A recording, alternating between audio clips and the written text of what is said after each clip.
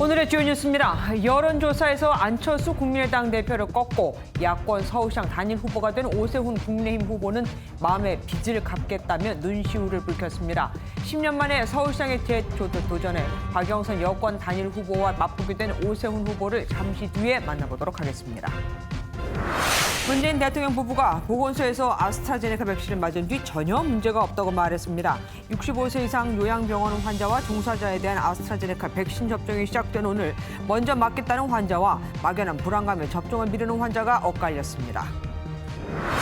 오늘 새벽 충남 태안 신진항에 정박해 있던 23톤급 어선에서 불이 나 인근 어선 16척을 태웠습니다. 피해 선주들은 해경이 옆배에 연락하지 않아 피해를 키웠다며 초기 대응 실패를 지적했습니다.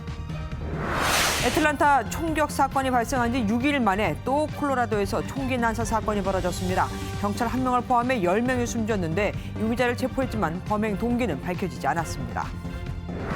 박근혜 전 대통령이 벌금과 추징금 215억 원을 내지 않자 검찰이 내곡동 자택을 압류해 국내에 넘겼습니다. 사법농단에 연루된 전직 판사에 대해선 처음으로 유죄가 선고됐습니다.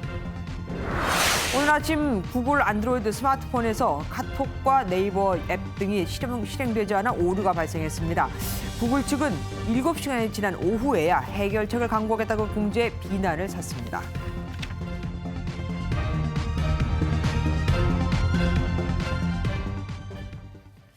오늘 종합뉴스의 화두는 대통령의 접종입니다. 문재인 대통령이 김정숙 여사와 함께 코로나19 예방접종을 받았는데 백신은 예고된 대로 아스트라제네카였죠. 사실 백신 접종은 우리나라뿐 아니라 전 세계 지도자들의 고도의 정치 행위입니다. 남아프리카 공화국 대통령은 얀센에서 만든 백신을 가장 먼저 접종했고 인도네시아 대통령은 중국 시노백 백신으로 국내 1호 접종자가 됐죠. 미 바이든 대통령은 당선인 시절에 백신을 맞았고 이스라엘 총리, 터키 대통령 등등 많은 지도자가 직접 백신을 맞는 모습을 공개했습니다. 솔선수범을 통한 불안 해소를 위해서죠. 솔선수범은 앞장서서 다른 사람의 본보기가 된다는 뜻입니다.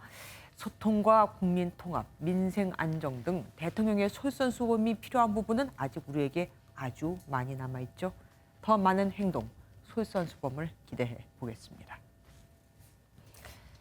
오세훈 국민의힘 후보가 눈시울을 붉혔습니다. 처음 국민의힘 서울시장 보궐선거 예비후보 경선 때만 해도 안철수 후보에게 안 후보가 국민의힘에 입당하면 출마하지 않겠다고 했던 그인데 결국 야권 서울시장 단일 후보로 선출이 된 겁니다.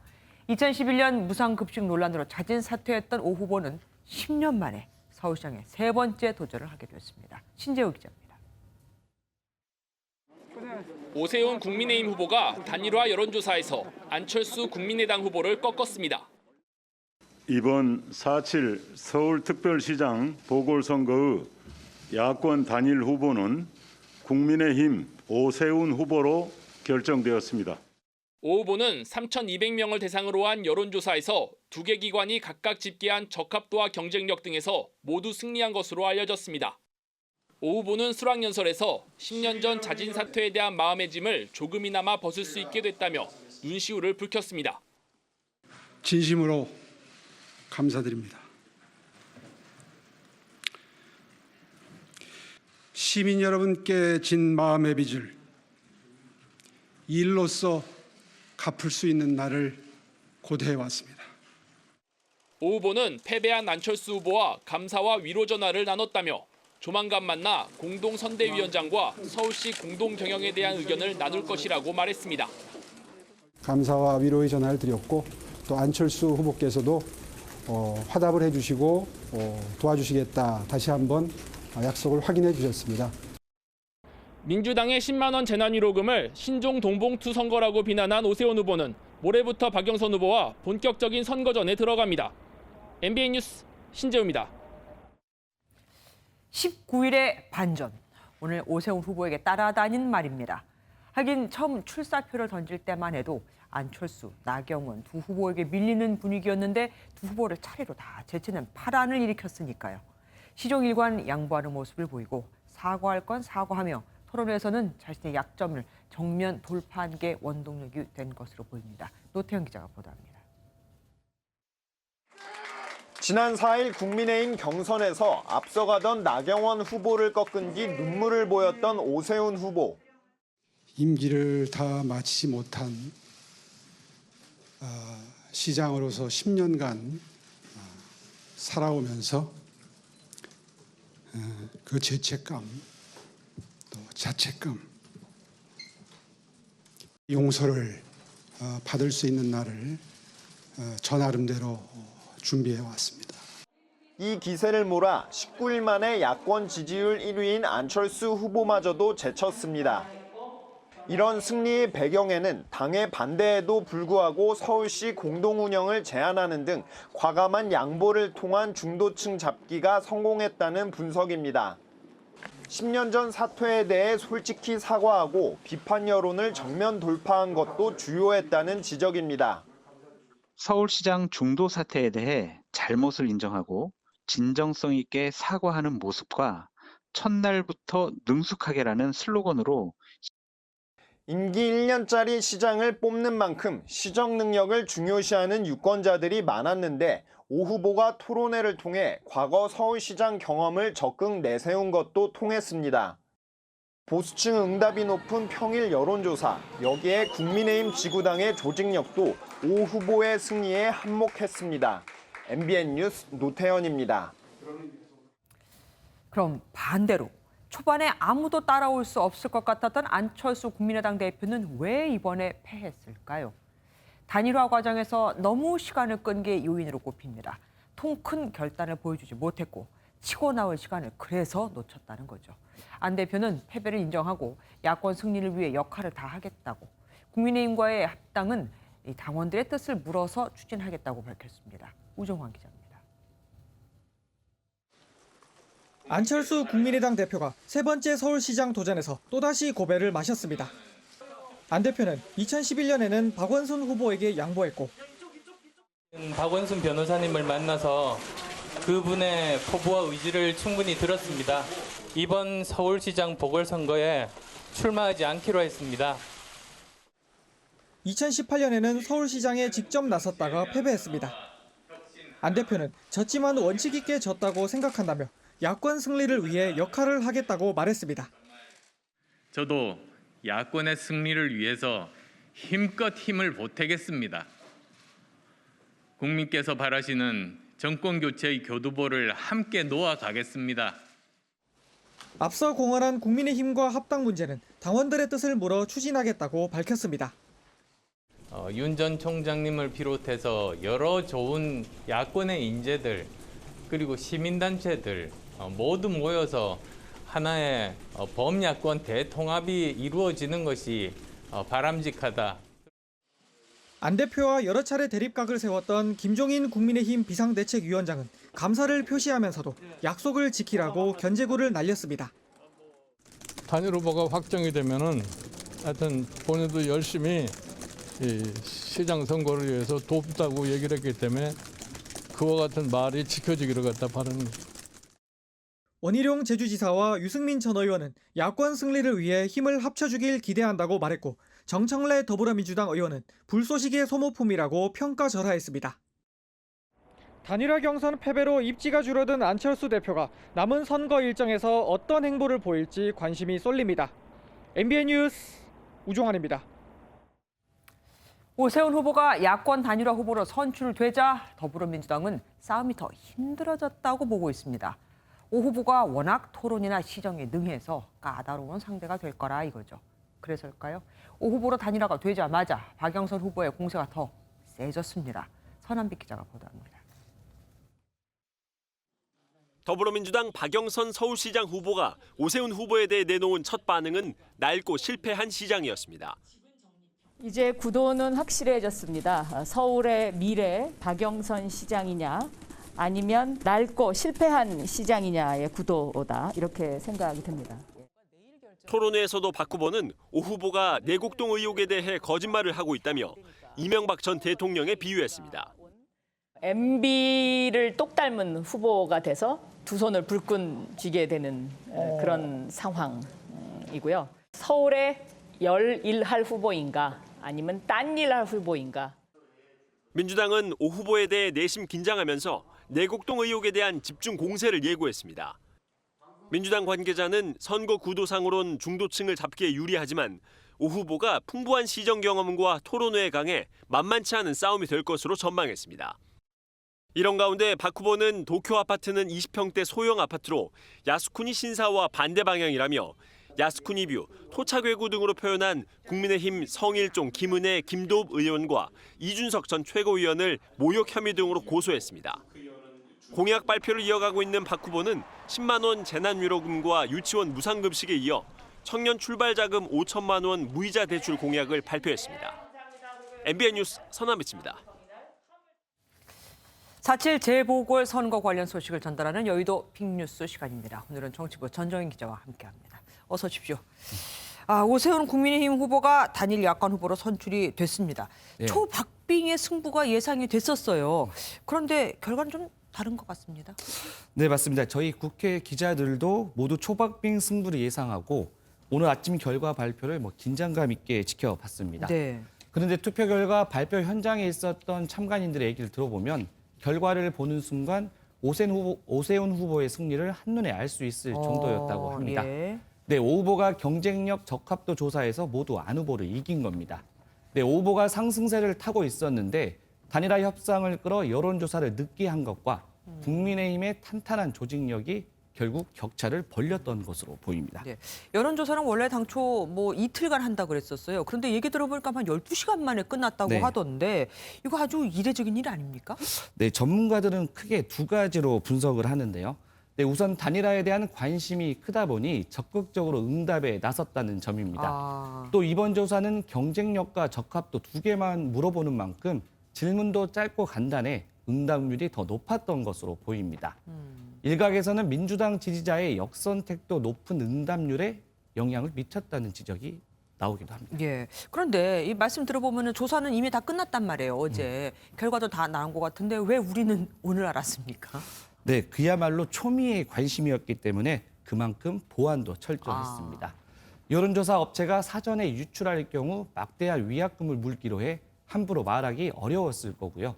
무엇보다 두 곳에서 진행한 결과를 오늘 아침에 모여서 합산을 해야 했기 때문에 사전에 합산 결과를 알기는 쉽지 않았겠죠.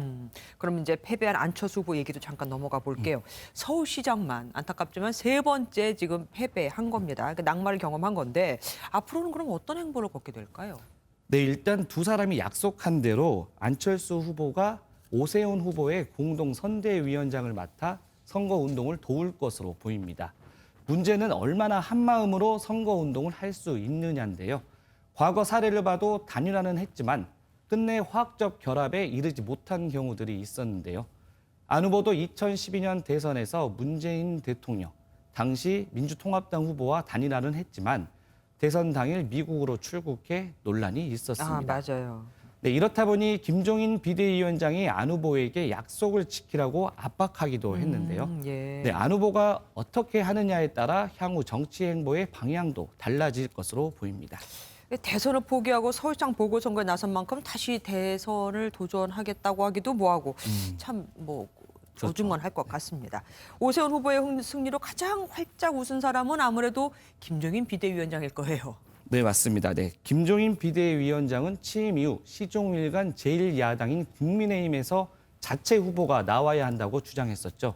네, 일부 중진들 사이에서는 안철수 후보를 껴안아야 한다며 김종인 힘들기도 있었지만 결국 김 위원장의 승부수가 통한 것입니다. 네. 오늘 오세훈 후보 승리로 자신의 역할에 90% 다했다고 밝히기도 했는데요. 나머지 10%를 더해서 오세훈 시장을 갖다가 시장에 당선을 시키면은 그것으로서 내가 이 국민의힘에 와서 할 수 있는 일은 다 하지 않았나 이렇게 생각합니다. 본인은 재보선 이후 당을 떠난다고 하지만 벌써부터 당내에서는 재추대 이야기가 나오고 있는데요. 네. 김 위원장은 대선을 앞두고 재등판 가능성에 대해 아마 제로라고 생각하면 될 것이라고 말했고 윤석열 전 총장과 만나볼 계획이 있느냐는 질문에도 전혀 그럴 계획이 없다고 잘라 말하기도 했습니다. 그런데 김 위원장은 비대위원장은 내일 광주로 간다고 하더라고요. 왜 가는 겁니까? 네, 김 위원장이 오세훈 후보가 야권 단일 후보로 확정되자마자 첫 행보로 내일 오전 5.18 민주묘지를 다시 찾습니다. 기억나시겠지만 김 위원장은 지난 여름에 5.18 묘지를 찾아 무릎을 꿇고 사죄했는데요. 일단 서울에 살고 있는 호남 출신들의 민심을 잡기 위한 행보로 해석되는데 일각에서는 김 위원장이 더 큰 꿈을 여전히 포기하지 않은 것 아니냐는 의심의 눈초리도 있습니다.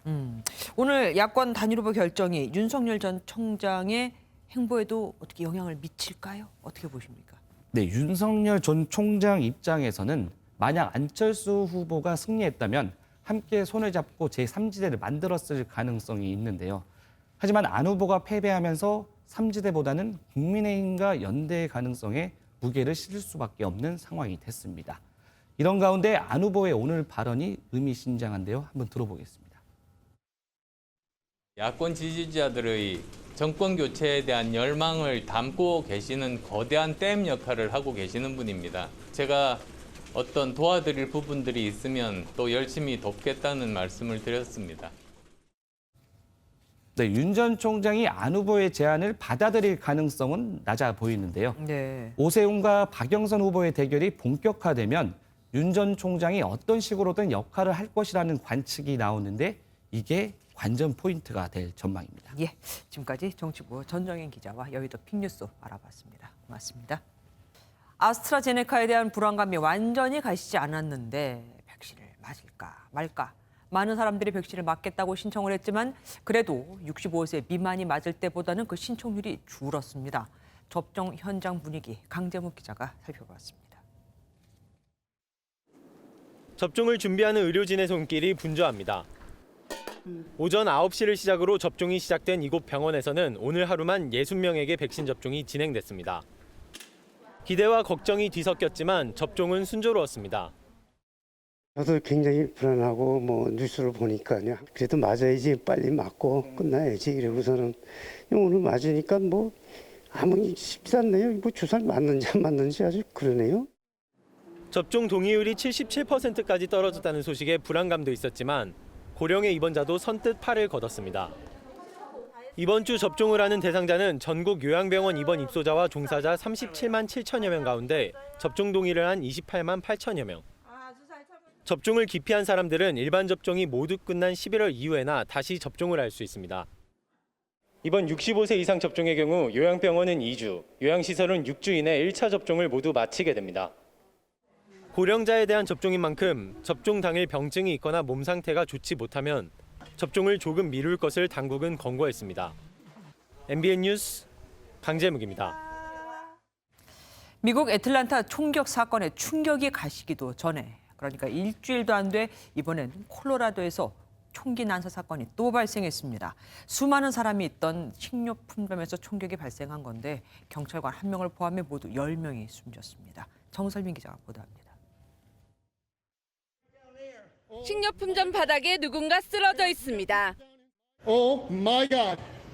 Guys, we got people down inside King Supers. 그 순간 갑자기 총성이 울립니다.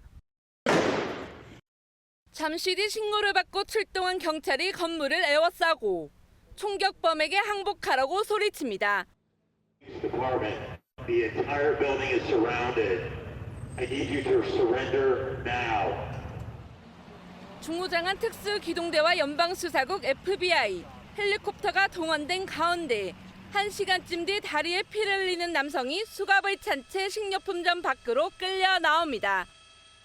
미국 콜로라도주 볼더에 있는 킹스퍼스 식료품점에서 총기 난사 사건이 발생해 경찰관 1명을 포함해 모두 10명이 숨졌습니다.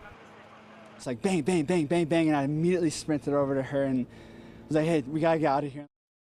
경찰은 용의자가 병원에서 치료를 받고 있다며 구체적인 신원은 공개하지 않았습니다. I do not have any information as to the motive at this point. 외교부는 이번 사건에서 교민 피해는 보고되지 않았다고 밝혔습니다.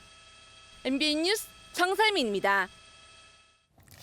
충남 태안 신진항에 정박해 있던 23톤급 어선에서 불이 나 인근에 있던 어선 16척에 불이 붙어서 다 타버렸습니다. 바람이 강해 옆에 있던 어선으로 불이 옮겨 붙은 겁니다. 선주들은 해경이 초기 대응에 실패해 피해가 커졌다며 울부짖었습니다. 배를 빼야 하는데 그렇게 못했다는 겁니다. 김명현 기자가 보도합니다. 항구에 정박해 있던 어선들이 시뻘건 불길에 휩싸였습니다. 소방대원들이 연신 물을 뿌려보지만 불길을 잡기에는 역부족입니다. 충남 태안군 신진항에 전박해 있던 23톤급 어선에서 불이 시작됐습니다. 불은 거센 바람을 타고 인근 어선 10척으로 번졌습니다. 불을 피해 선원 2명은 바다에 뛰어들었고 소방대원에게 가까스로 구조되기도 했습니다.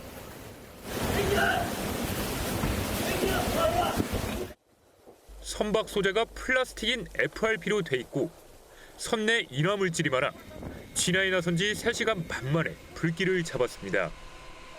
그런데 200m 정도 떨어진 마도 방파제에 있던 어선으로 불이 옮겨 붙었습니다.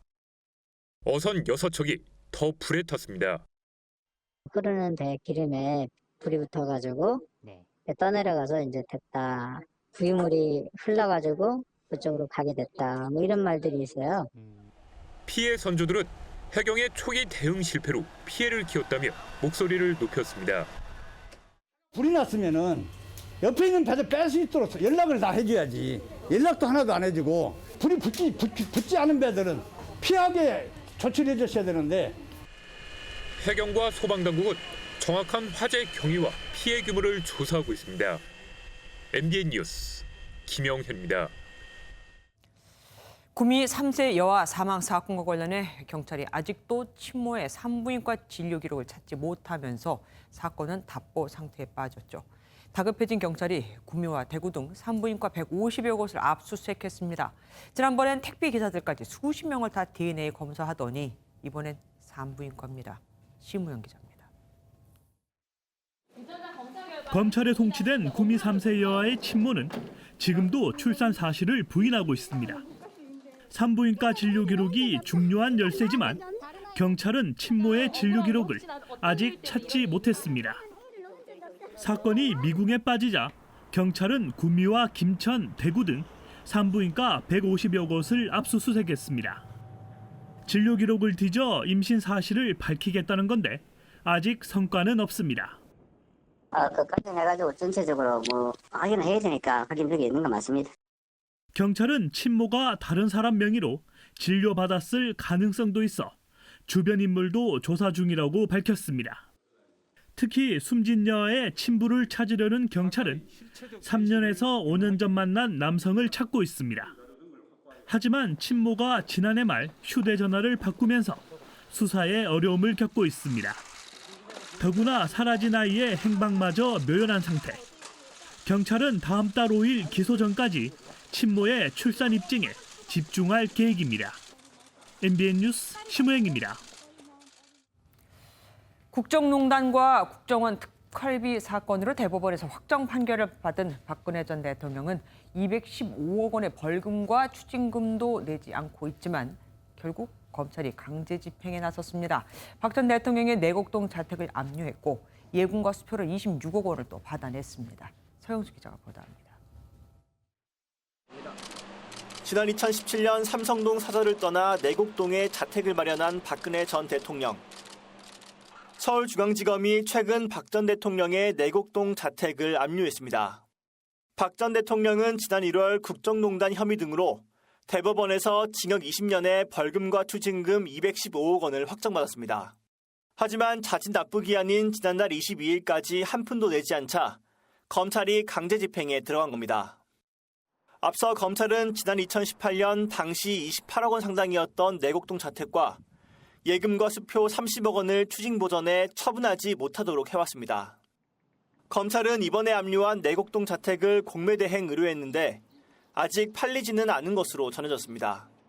이와 함께 지난 2018년 동결시켰던 박 전 대통령의 예금과 수표 26억 원도 추징했습니다.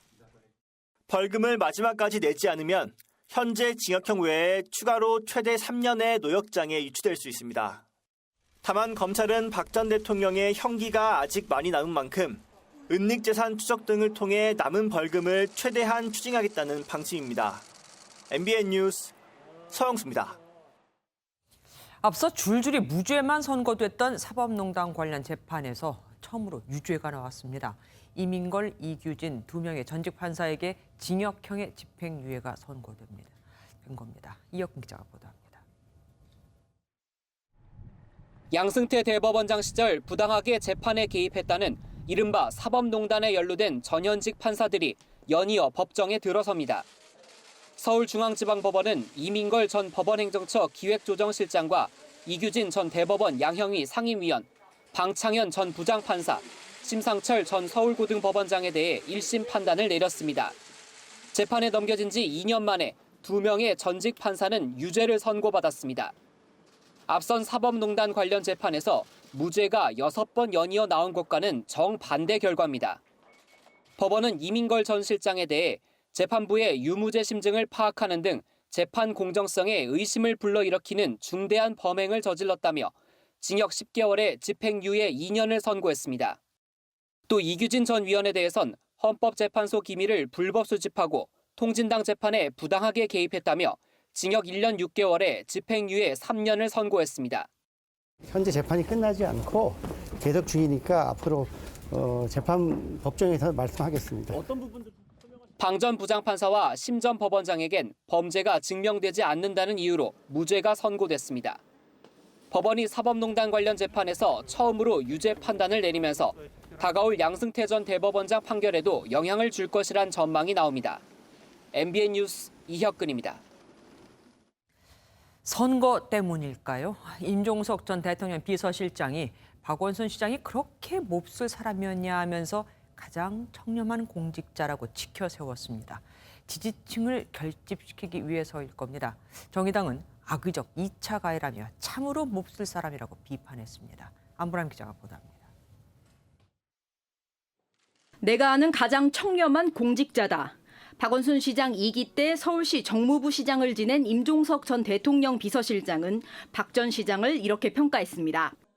임 전 실장은 SNS에서 박원순은 정말 그렇게 몹쓸 사람이었나라고 반문하며 날선 양복 한 번 입지 않고 업무 추진비를 반 이상 남기는 쪼잔한 공직자라고 회상했습니다.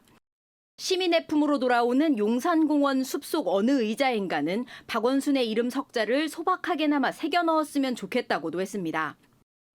임 전 실장의 발언은 박 전 시장의 청렴함을 강조해 오세훈 후보의 내곡동 셀프 보상 의혹을 부각하는 것은 물론 지지층을 결집하려는 의도로 보입니다. 정의당은 2차 가해가 민주당의 선거 전략이냐며 박영선 후보의 사과 역시 선거를 앞둔 신용에 불과했다고 비판했습니다. 선거를 목전에 두고 대놓고 2차 가해를 하는 것은 매우 악의적이기까지 합니다. 임종석 씨 참으로 몹쓸 사람입니다. 우상호 의원의 롤모델 발언에 이어 이른바 피해 호소인 논란까지 박영선 캠프는 또다시 박원순 성추행 논란에 휩싸이게 됐습니다. MBN 뉴스 안보라입니다.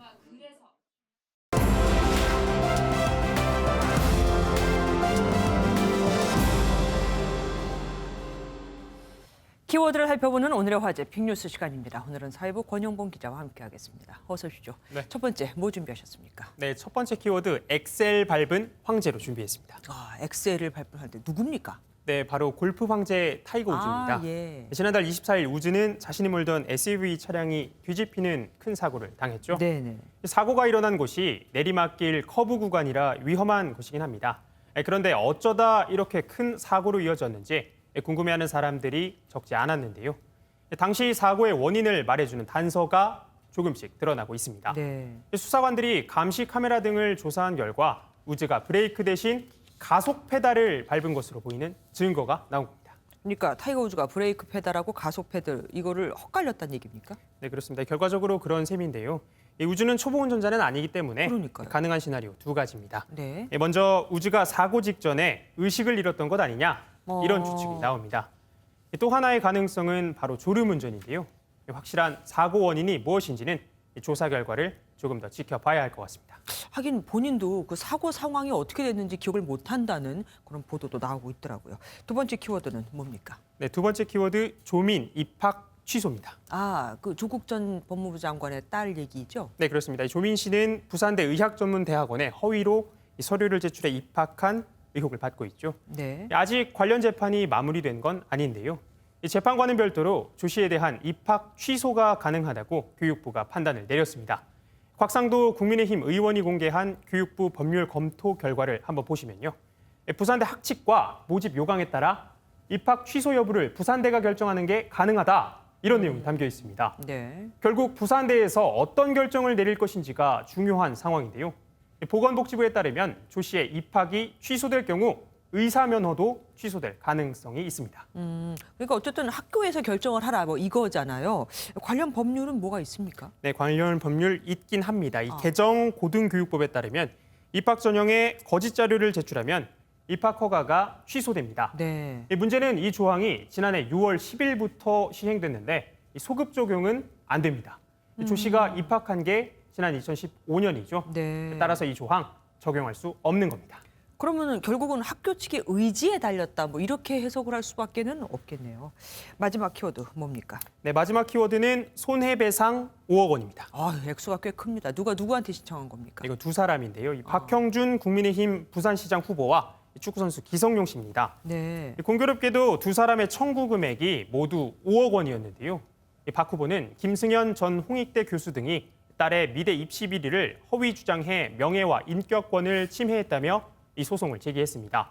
한편 기 씨는 자신에게 성폭행을 당했다고 주장하는 이들에게 형사 책임을 묻겠다며 고소장을 접수했는데요. 형사 고소와 동시에 민사 소송까지 제기를 했습니다.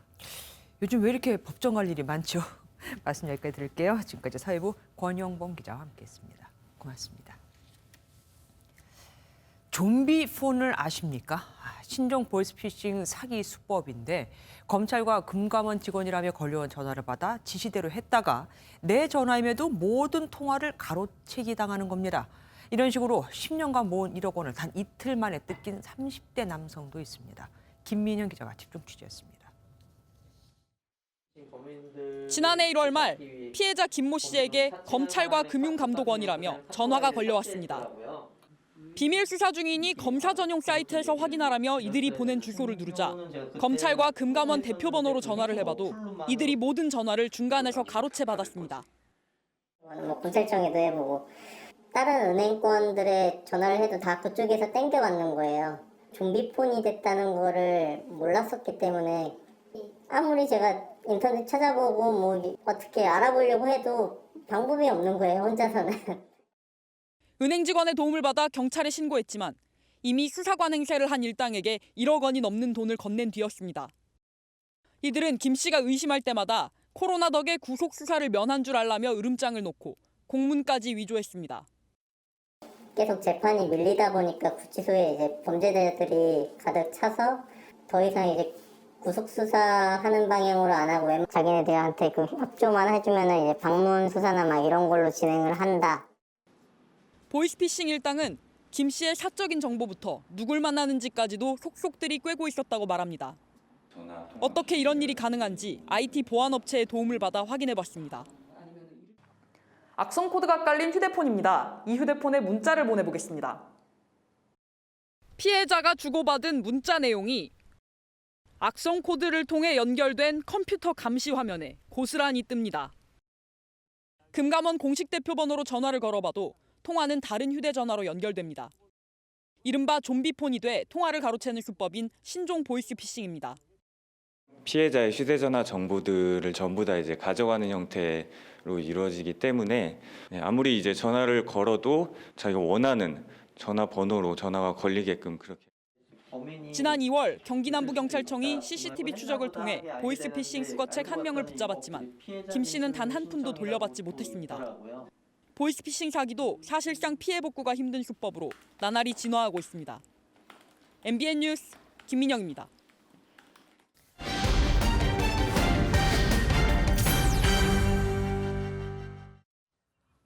헌법재판소의 불합치 결정으로 낙태죄가 없어진 지 3개월이나 됐지만 국회에서는 아직 이 낙태법 개정 소식이 없죠.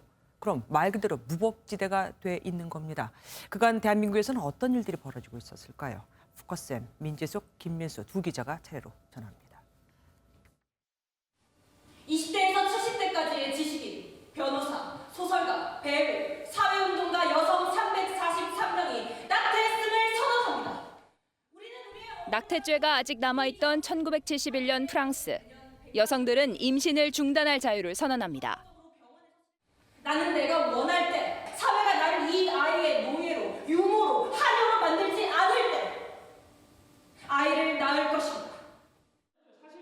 오랫동안 여성은 자신이 필요한 때 안전하게 임신 상태에서 벗어날 수 없었습니다.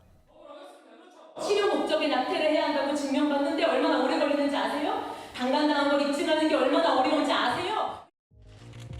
모두 헌법에 합치되지 아니한다.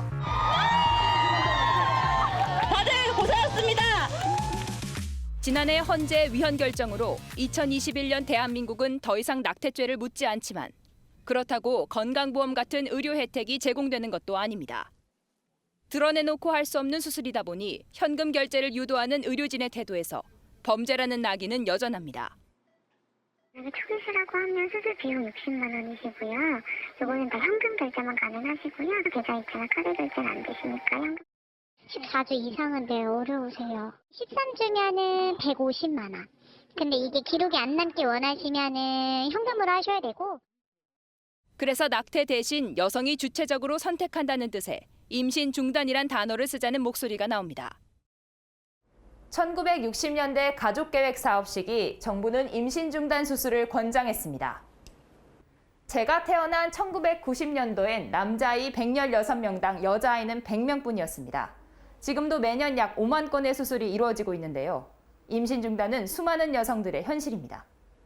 부어가지고 그게 나중에 그 만성 질병으로 가는 그런 경우도 봤어요. 낙태다 보니까 그걸 대놓고 문제를 못 하는 거예요.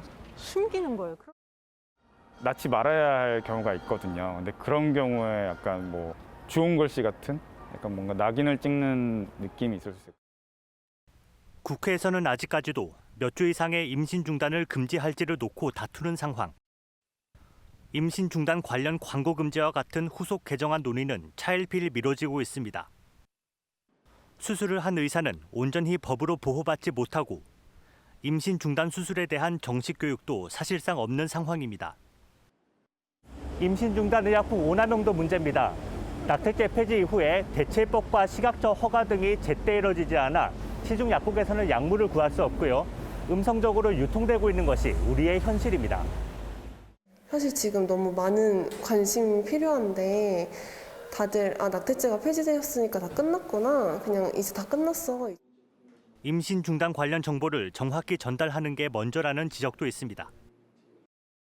필수 의료 서비스라는 인식이 있으면 어떻게 안전하게 제공을 하느냐, 지원을 하느냐 이런 체계들을 고민을 해야 되는데 지금 거꾸로 계속 생각을 하는 거죠. 지금 이 순간에도 죽어나가는 산모나 태아가 있고 사회 구성원으로서 건강한 여성으로서 당연히 보호받을 수 있는 존재라는 거를 알려줘야 이분들이 또 믿고 또 병원도 갈 수 있고. 임신 중단이 공공의료 서비스에 포함된 캐나다는 전화 상담만으로 구체적인 정보를 얻을 수 있습니다. The procedure is done under sedation, so you are awake during the procedure. It is a 5-minute procedure, and they use the vacuum system, like a suction method, to remove the pregnancy. So your total time in the clinic here is between 2 to 3 hours. 캐나다는 낙태죄가 사라진 뒤 32년째 임신 중단에 관한 어떤 규제도 없습니다. 끝난 것은 아무것도 없습니다. 우리는 과거의 투쟁들을 기억합니다. 금지된 것을 넘어 요구합니다. 2021년 자유로운 임신 중단과 재생산권을 위한 투쟁은 이제 시작되었습니다. MBN 뉴스 김민수입니다. 오늘 아침 아주 난리가 났습니다. 수많은 안드로이드 폰에서 앱을 켜자마자 강제 종료되는 현상이 나타났거든요. 카톡은 물론이고 일부 증권사 앱도 학교 앱도 마비가 돼버렸는데 구글은 오후 3시 그러니까 7시간이 지나서야 문제를 인지하고 해결책을 강구하고 있다는 공지를 올렸습니다. 박은채 기자가 취재했습니다. 네이버 화면이 열리지 않고 중단됐다는 메시지가 뜹니다. 카카오톡도 실행 버튼을 누르자마자 꺼지기를 반복합니다. 오늘 오전 8시 안드로이드 기반 스마트폰에서 카톡과 네이버, 다음 등의 앱이 작동하지 않는 사태가 빚어졌습니다. NH투자증권 앱도 장애를 일으켜 투자자들은 주식 거래에 차질을 빚었습니다. 발을 동동 구르던 이용자들은 스마트폰 제조사들의 서비스 센터를 찾았습니다. 안드로이드 오류로 인해 문제를 해결하러 AS 센터에 오는 차량들이 줄지어 서 있습니다. 다음 대시나 사용하는 데가 되지가 않으니까 텔레비전에서 모르니까 여기까지 보내는 모양이에요. 엄청나게 많아서. 구글 측은 안일한 대응이 도마 위에 올랐습니다. 장애 발생 7시간이 지난 오후 3시에야 문제를 인지하고 해결책을 강구하고 있다는 공지를 했을 뿐입니다. 시급대 영향을 받았다는 것을 이해를 해주시면 될 것 같은데요. 저희도 사실 그 내용밖에 전달드릴 수 있는 내용이 없어가지고. 구글은 이후 버그를 없앤 버전을 업데이트했다고 별도 공지를 했습니다. 그 사이에 안드로이드 폰 사용자들은 아름아름으로 문제를 해결해야만 했습니다. MBN 뉴스 박은채입니다. 지금 미얀마는 낮이나 밤이나 총성이 멈추지 않는 전쟁 같은 나날이 이어지며 최소 250명이 목숨을 잃은 것으로 집계됐습니다. 한밤중에도 기관총을 쏘는 듯한 굉음이 들릴 정도인데, 그런데 군부 실세들은 최고 사령관 아들이 소유한 리조트에서 호화 관광 행사에 참석해 대조가 되고 있습니다. 신혜진 기자가 보도합니다. 무장 군경이 시위대를 향해 주저없이 총을 쏩니다. 밤마다 곳곳에서 방화가 이어지고 총성이 멈추지 않습니다.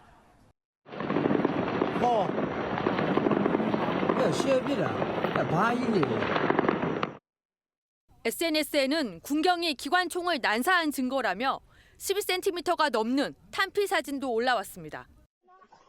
지난 주말에는 15살 고교생이 시위에 참여하다 총격에 목숨을 잃었고, 새아이의 엄마는 군경에 끌려갔다가 주검으로 돌아왔습니다. 이 순간에도 군부 세력의 관심은 다른 곳에 쏠렸습니다.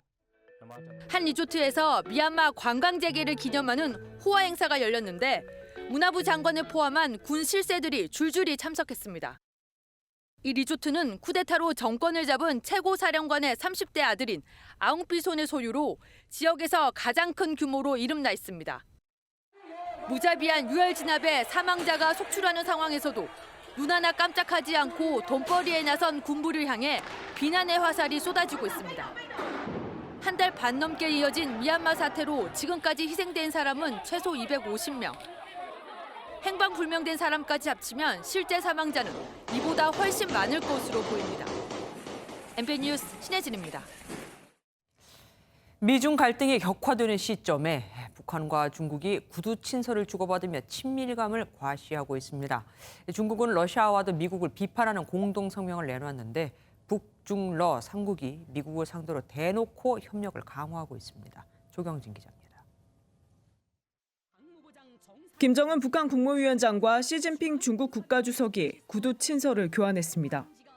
조선중앙통신은 조선노동당과 중국 공산당 사이 전략적 의사소통을 강화해야 할 시대적 요구에 따라 친서 교환이 이루어졌다고 배경을 밝혔습니다.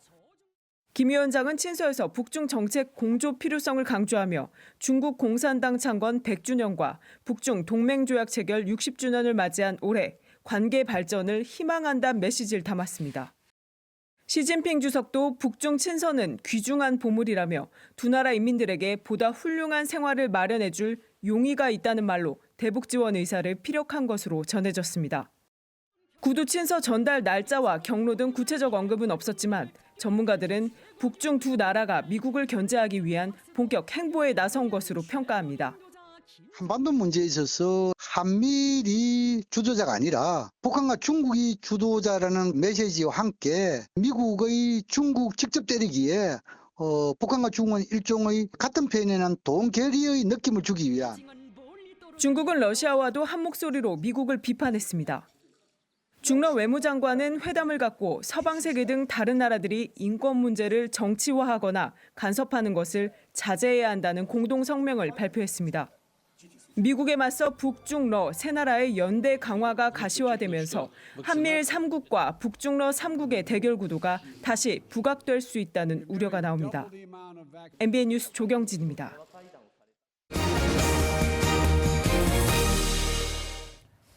서울의 한 구의회 의장이 재래시장 재개발 조합을 겸직해 논란이 커지고 있습니다. 구의회 의장은 정비사업 인허가를 하는 구청으로부터 각종 개발 정보를 얻을 수 있죠. 그런데 재개발 조합장이 된 겁니다. 강세영 기자가 보도합니다. 서울의 한 시장입니다. 오래된 건물이 몰려있는 곳인데 지난 2010년부터 재개발 사업이 추진 중입니다. 이곳은 지하철역 바로 옆에 있는 초역세권 시장입니다. 이곳은 재개발 사업으로 대규모 주상복합 건물이 건설될 예정입니다. 이곳의 한 상가를 소유한 조영덕 서울 마포구의 의장이 재개발 조합장으로 뽑히며 논란이 불거지고 있습니다. 조합장 자리를 가진다고 하는 것은 부동산 지가 상승을 위한 정보를 확보하는 것은 물론이고 그것을 통제까지 할 수 있는 지방의원이 자치단체장의 인가를 받아 설립된 조합의 임직원을 맡지 못하도록 법이 바뀌었지만 내년 1월부터 시행돼 적용되지 않는 상황. 조 의장은 멈춰있는 사업을 추진시켜달라며 뽑아줬다며 사익이 아닌 조합을 위한 것이므로 이해충돌이 아니다고 밝혔습니다. 하지만 주민대책위원회는 조 의장의 사퇴를 촉구했습니다. 마포구의 의장으로서 도저히 이해할 수 없는 처사입니다. 주민대책위원회는 조영덕 의장에 대해서 구의원직과 조합장직에서 사퇴할 것을 촉구합니다. 주민대책위원회는 이번 사태를 국민권익위원회에 진정을 넣어 판단을 받아보기로 했습니다. MBN 뉴스 강센입니다. 정치권에서도 추가 의혹이 제기됐습니다. 민주당 김한정 의원이 지역구 안에 있는 땅을 쪼개기로 샀는데 이에 충돌에 걸린다는 겁니다. 연일 부동산으로 골머리를 앓고 있는 정치권. 오는 25일에는 국회의원 재산 공개가 또 예정돼 있죠. 2차 진통도 예상됩니다. 주진희 기자입니다. 이번에는 더불어민주당 김한정 의원과 관련한 의혹이 일부 언론 보도로 제기됐습니다. 김한정 의원이 지역구인 남양주에 구입한 땅입니다. 대략 330여 평 규모로 아내와 처남 명의로 구입한 것으로 전해집니다. 등본에 따르면 아내 박모 씨와 처남이 땅을 구입한 금액은 약 12억 원 정도로 5명이 지분을 쪼개 함께 공유하고 있습니다. 다만 3기 신도시 중 하나인 왕숙 신도시에서 10km 정도 떨어져 있고 신도시는 2018년 발표됐는데 김 의원은 지난해에 땅을 사들였습니다. 지역 개발을 추진하는 국회의원이 지역구 땅을 산 것은 이해충돌이라는 지적에 김 의원 측은 다주택을 해소하기 위해 종로 집을 팔아 노후 준비차 산 것이라고 해명한 것으로 전해집니다. 더불어민주당 관계자도 언론 보도 전에 당 차원 전수조사를 진행하는 과정에서 김한정 의원 측이 먼저 알려왔다며 윤리감찰단이 들여다보고 있다고 밝혔습니다. 민주당의 당 차원 전수조사 결과는 지금까지 의혹이 제기된 6명의 의원들을 포함해 조만간 결과를 발표할 것으로 알려집니다. 공직자의 투기는 부동산 시장 교란 행위를 근절하고자 하는 정부의 정책 의지를 심대하게 훼손할 수 있습니다. 여기에 오는 25일 국회의원의 재산 공개도 예정돼 있어 또 한 번의 진통이 예상됩니다. MBN 뉴스 주진입니다. 정의당의 새 당대표에 여영국 전 의원이 선출됐습니다. 여 대표는 김종철 전 대표가 성추행 사태로 물러나면서 치러진 이번 선거에서 단독으로 이 후보에 92.8%의 찬성표를 얻어 당대표에 오르게 됐습니다. 여 대표는 당원이 다시 자부심을 느낄 수 있는 정당, 세상을 바꾸는 좋은 정치로 보답하겠다고 밝혔습니다. 스포츠 뉴스입니다. 기성용 선수가 초등학교 시절 자신에게 성폭력을 당했다고 주장한 후배들에게 5억 원의 손해배상 청구 소송을 제기했습니다. 폭로자 측은 곧바로 추가 녹취를 공개했습니다. 구경호 기자입니다. 폭로한 측의 연이은 주장에도 최근 3경기 연속골을 넣으며 흔들리지 않고 있는 기성용. 예고한 대로 변호사를 선임해 명예훼손 혐의로 경찰에 고소하고 5억 원의 손해배상 청구 소송에 들어갔습니다. 폭로한 측은 곧바로 추가 녹취를 공개했습니다. 폭로자와 기성용 사이에서 자발적으로 중재에 나섰다는 후배 간의 한 달 전쯤 통화인데 기성용이 회유와 협박을 했다는 정황이 담겼다는 겁니다. 성룡이 아까 얘기하는 게 뭐냐면 그냥 형이 먼저 오버였다. 기사를 내려주고 지금 형한테 사과를 할 마음이 있대. 기성용이 앞서 해명한 대목인데 양측 주장이 엇갈립니다. 피해자 쪽에서 잘못을 인정하고 기사를 제대로 내면 내가 선처하거나 만나볼 생각을 한번 해보겠다라고 제가 정확하게 말씀을 드렸습니다. 그 후배한테. 폭로자 측 변호사는 기성용 측이 인맥을 총동원해 당시 초등학교 동문들에게 이번 사건에 대해 함구하라며 회유와 협박을 해왔다는 사실을 확인했다고도 주장했습니다. 이에 대해 기성용 측은 조만간 경찰 조사를 통해 모든 걸 밝히겠다는 입장입니다. MBN 뉴스 구경호입니다.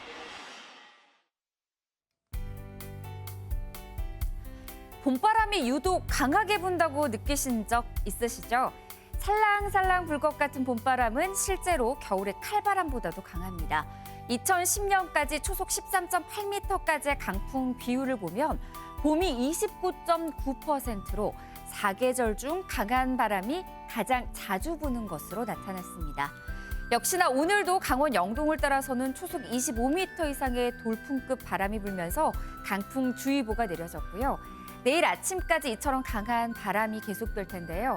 대기까지 건조해서 화재 발생 가능성도 높습니다. 이번 강풍은 고기압과 저기압 사이의 기압 경도력이 강해지면서 발생한 건데요. 봄철에는 이처럼 이동성 고기압이 자주 지나면서 이러한 현상은 잦을 것으로 예상됩니다. 내일 대기질은 좋겠습니다. 중부지방 한낮 기온도 17도 선까지 올라서 포근하겠습니다. 남부지방도 맑은 가운데 광주와 대구의 한낮 기온 18도까지 오르면서 일교차가 무척 크겠습니다. 동해안 한낮에는 20도 선까지 오르겠습니다. 주말에는 또 한 차례 봄비 소식이 들어 있습니다. 날씨였습니다.